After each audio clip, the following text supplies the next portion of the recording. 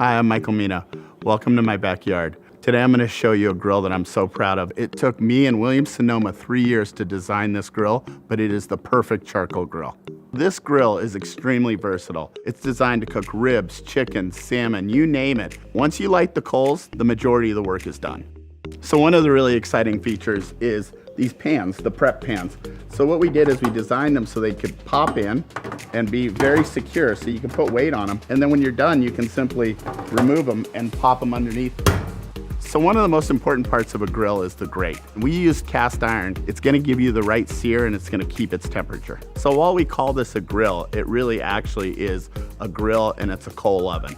What you have here is the thermometer, which is really important because you're gonna wanna be able to read the heat without having to open the oven door. This grill was designed in 2 pieces so that you could take it apart and even put it in your trunk. I'm gonna show you 3 different ways this grill can cook. What most of you are used to, a traditional grill. Nice hot heat, cast iron. One of the funnest features, especially if you're a person that doesn't enjoy grilling fish.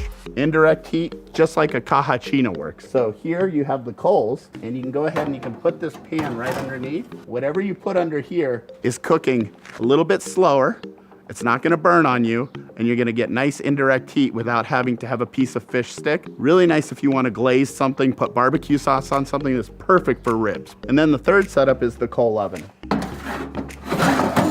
You can cook in this like you would normally cook in a wood burning oven. You can put something in a cast iron pan and or cook directly in here.